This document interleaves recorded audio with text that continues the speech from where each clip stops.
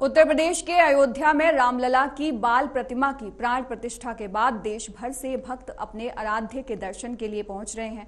500 वर्षों के लंबे इंतजार के बाद रामलला 22 जनवरी 2024 को अपने भव्य महल में विराजमान हो गए हैं। तब से उनके दर्शन के लिए रोजाना लाखों भक्त वहां पर पहुंच रहे हैं। ऐसे में भक्त राम नवमी के दिन अब एक और अद्भुत घटना के साक्षी बनेंगे। यहाँ सूर्यवंशी भगवान राम के मस्तक पर स्वयं सूर्यदेव तिलक करेंगे। दरअसल राम मंदिर में सूर्य अभिषेक का सफल परीक्षण किया गया है। यहाँ दर्पण के जरिए भगवान के मस्तक पर सूर्य ने तिलक किया है। वैज्ञानिकों की मौजूदगी में इस सूर्य तिलक का सफल परीक्षण किया गया है। वहीं अब राम नवमी के दिन दोपहर ठीक 12 बजे प्रभु श्री राम का होगा सूर्य तिलक। और आपको बता दें कि आज इसका ट्रायल किया गया है और इसका एक वीडियो भी सामने आया है, जिसे देखकर आप भी भाव विभोर हो जाएंगे। देखिए कैसे राम नवमी के दिन होगा प्रभु श्री राम का सूर्य तिलक।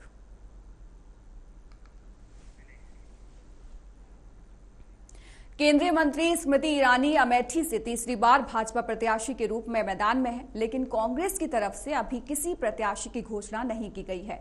कांग्रेस प्रत्याशी की घोषणा न होने पर अमेठी और रायबरेली जिले में पड़ने वाली सलोन के विधायक अशोक कोरी ने कांग्रेस पर जमकर निशाना साधा है। उन्होंने कहा कि गांधी परिवार में ही अंतर्कलह चल रही है, इसलिए कांग्रेस ने अभी तक अपने प्रत्याशी की घोषणा नहीं की है।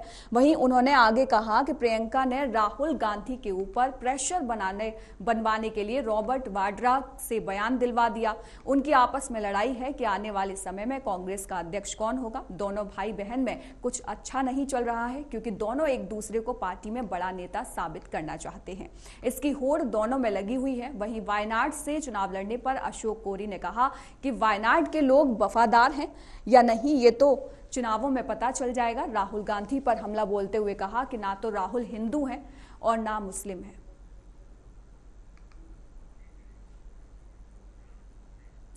कांग्रेस के नेता इमरान मसूद के बयान पर इन दिनों सियासत गर्मा गई है। हाल ही में इमरान मसूद के दिए बयान पर पलटवार करते हुए भाजपा प्रवक्ता राकेश त्रिपाठी ने कहा कि जो लोगों को डराते थे वो खुद को डर के साए में बता रहे हैं। बोटी बोटी काटने का ऐलान करने वाले अब समाज को डरा रहे हैं। भाजपा के 400 पार के नारे से विपक्ष घबराया हुआ है। ईडी, सीबीआई, इनकम टैक्स की कार्रवाई से भ्रष्टाचारियों में हड़कंप मचा हुआ है। आपको बता दें कि हाल ही में इमरान मसूद का एक विवादित बयान सामने आया है, जिसमें उन्होंने एक सभा के दौरान कहा कि अगर बीजेपी फिर से आ गई तो तुम्हारा और मेरा इलाज सबसे पहले होगा।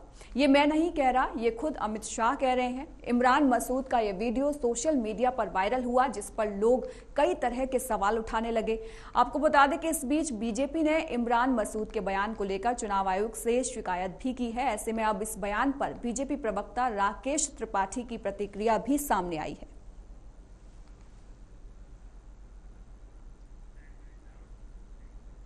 पीएम नरेंद्र मोदी ने वैसे तो देश भर में लाखों फैन हैं उनके, लेकिन बुलेट रानी के नाम से मशहूर तमिलनाडु की राजलक्ष्मी पीएम के इन प्रशंसकों में से बेहद खास हैं। देश में इन दिनों लोकसभा के चुनाव चल रहे हैं, लिहाजा पीएम मोदी की यह अनूठी फैन इन दिनों अपनी बुलेट से फर्राटा भरते हुए खास अंदाज में पीएम मोदी के लिए लोगों से वोट मांग रही हैं।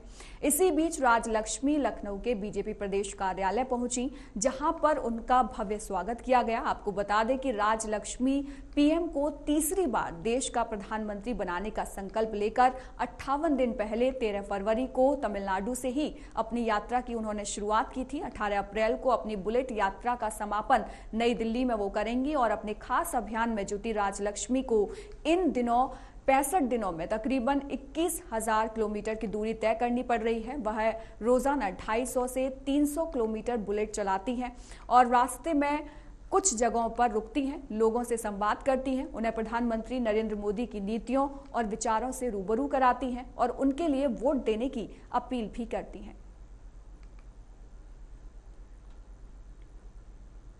नोएडा के थाना फेज 1 में आने वाले हरौला में एक गोदाम में अचानक भीषण आग लग गई।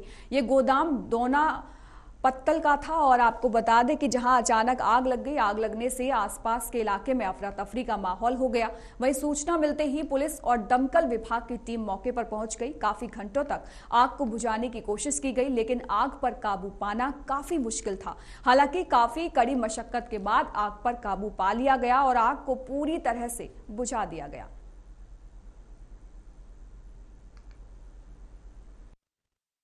43 पे ये हरोला है यहाँ के सेक्टर 5 में, जहाँ पे शादियों के डोंगा पत्थर वगैरह जो है प्लेट्स बनती हैं, गोदाउन रखा है, यहाँ पे गोदाउन है। उसमें फायर सर्विस यूनिट को आग लगने की सूचना मिली। त्वरित हम लोगों ने गाड़ियाँ यहाँ पे रवाना की है। इनिशियली हमें मार्केट जो ओपन थी, इसकी वजह से यहाँ गाड़ियाँ पहुँचने में थोड़ा समय लगा है, बट अब आप देख सकते हैं एसीपी साहब लोग और इंस्पेक्टर साहब लोगों ने जो है मार्केट को बंद कराया और हमारी जो तत्पश्चात सकुशलता से हमारी यहाँ गाड़ियाँ पहुँची है और हम लोगों ने जो है 8 गाड़ियों की मदद से आग पे काबू पाया है। बिलासपुर में एक प्राइमरी स्कूल में महिला शिक्षिकाओं ने प्रधानाध्यापक पर छेड़छाड़ का आरोप लगाया है और मानसिक उत्पीड़न का भी आरोप लगाया है। इसी बीच स्कूल परिसर में ही पीड़ित शिक्षिकाओं और उनके परिवार ने खूब हंगामा काटा। साथ ही पुलिस की तहरीर सौंपकर कार्रवाई होने पर आत्मदाह की चेतावनी भी दी है। अगर कार्रवाई नहीं होती है तो सुसाइड करने की चेतावनी जो है वो पीड़िता की ओर से दी गई है। ये मामला जिले में आदर्श के रूप में पहचान बनाने वाले बिलासपुर कोतवाली क्षेत्र के मानपुर ओझा की कृष्णा नगर कॉलोनी स्थित एक प्राइमरी स्कूल का है, जहां स्कूल के प्रिंसिपल पर वहां के टीचर्स ने अभद्रता और छेड़खानी के आरोप लगाए हैं। स्कूल टीचर्स का कहना है कि प्रिंसिपल उनसे आए दिनों अभद्रता और मारपीट करता है। वहीं एक टीचर ने गंभीर आरोप लगाते हुए कहा कि प्रिंसिपल की ये मनमानी बिलासपुर विधायक और मंत्री के इशारे पर हो रही है।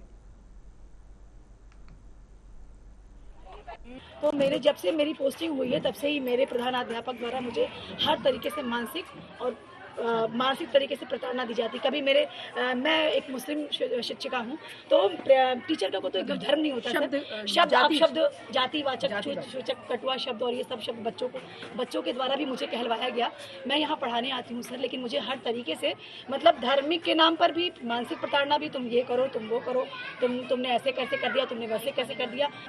हाँ सर, मुझे मतलब कहते हुए अब मुझे शर्म सी फील हो रही है कि इतने सीनियर टीचर हैं यहाँ पर, और वो भी सीनियर समझ के मैं एक बार थोड़ी सी हेल्प उनसे लेके मैं थोड़ा सा विद्यालय थोड़ी सी आगे में गई, तो वो कह रहे हैं बाइक पे तो औरत चिपक के बैठती है। क्या यहाँ पर औरत मतलब महिलाओं का यही मान सम्मान है? अगर कोई टीचर नया आता है, मैं जनपद में नई भी थी सर, मुझे कुछ मालूम नहीं था, तो विद्यालय में मुझे इस तरीके से मानसिक प्रताड़ना, मैं रोज रो कर उस विद्यालय में सारी महिलाएं घर जाती है, सारी हो रही है घर में जाके।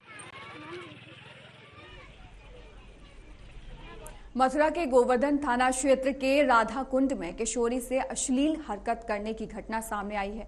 एक किशोर ने गोद में बच्चा लेकर जा रही किशोरी से सरेरा यह हरकत का मामला हुआ। आपको बता दें कि यह मामला सीसीटीवी में कैद होने पर वीडियो वायरल हो गई। इलाके के लोगों ने पुलिस को शिकायत न करते हुए पंचायत की और किशोर को 10 चप्पल खुद अपने सिर पे मारने की सजा दी। देर रात मामला पुलिस के पास पहुंचा तो छानबीन शुरू की गई। वायरल वीडियो में दिख रहा है कि एक किशोरी गोद में बच्चा लेकर जा रही है, तभी उसके पीछे से एक किशोर आता है और वो उसे रोकने की कोशिश करता है। किशोरी उसका हाथ छिटक कर आगे बढ़ने लगती है और किशोर दोबारा से उसे रोकता है और अश्लील हरकत कर मौके से भाग जाता है। सहमी किशोरी भी तेजी से भाग जाती है। बताया जा रहा है कि किशोरी पश्चिम बंगाल की रहने वाली है। वो ब्रज भ्रमण पर परिवार के साथ आई थी। वहीं इस घटना की जानकारी मिलते ही पुलिस ने आगे की कार्रवाई शुरू कर दी है।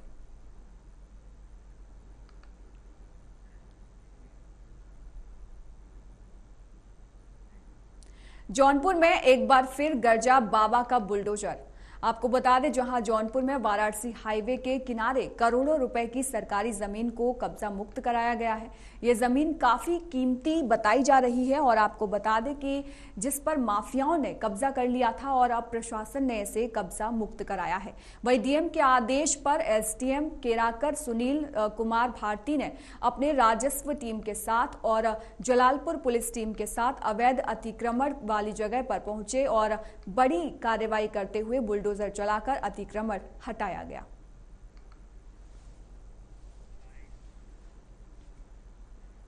जलालपुर के ग्राम पंचायत लहमपुर वाराणसी लखनऊ हाईवे के किनारे ग्राम समाज की जो जमीन अतिक्रमित थी, लगभग 2 एकड़ जमीन थी, आज उसको जलालपुर पुलिस और राजस्व टीम के द्वारा संयुक्त रूप से कार्रवाई करते हुए अतिक्रमण से मुक्त करा लिया गया है और कब्जे में लिया गया।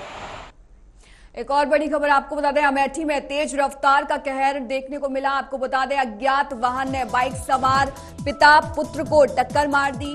दोनों की मौके पर ही दर्दनाक मौत हो गई। पुलिस ने शव को पोस्टमार्टम के लिए भेज दिया है। हादसा करने वाली गाड़ी मौके से फरार हो गई है। अमेठी के कमरौली थाना क्षेत्र की ये पूरी घटना है। इस वक्त की बड़ी खबर लगातार आपको बता रहे हैं। हादसा करने वाली गाड़ी मौके से फरार हो गई है और इस हादसे में पिता और पुत्र दोनों की जान चली गई। आपको बता दें कि मौके पर ही उनकी दर्दनाक मौत हो गई और अब पुलिस पूरी छानबीन में जुटी हुई है। तो अमेठी में ये एक हादसा सामने आया जहां पर तेज रफ्तार के चलते अज्ञात वाहन ने बाइक सवार पिता पुत्र को टक्कर मारी और दोनों की मौके पर मौत हो गई। पुलिस ने शव को पोस्टमार्टम के लिए भेज दिया है।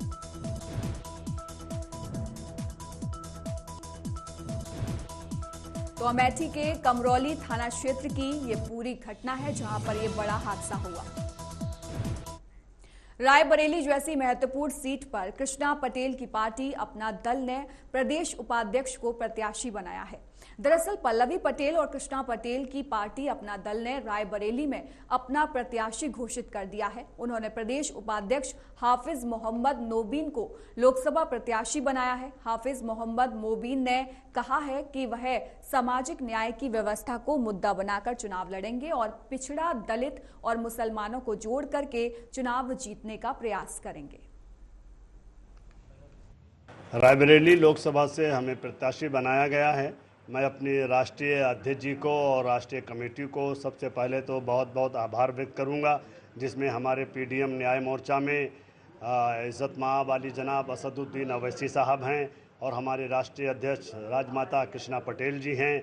मैं सबको आभार व्यक्त करते हुए रायबरेली लोकसभा में जनता के बीच में अपने कुछ खास मुद्दों को लेकर के जाऊंगा, जैसे सामाजिक न्याय, जातिवार जनगणना, बेरोजगारी, महंगाई, भ्रष्टाचार। इन मुद्दों को लेकर के हम जनता के बीच में जाएंगे और उन्हें यह यकीन दिलाने का काम करेंगे कि यदि आपने हमारा साथ दिया और हम कामयाब रहे तो इन मुद्दों को गंभीरता के साथ संसद में उठाने का काम। फिलहाल इस बुलेटिन में इतना ही। देश और दुनिया की तमाम खबरों के लिए आप देखते रहिए AMV नेटवर्क।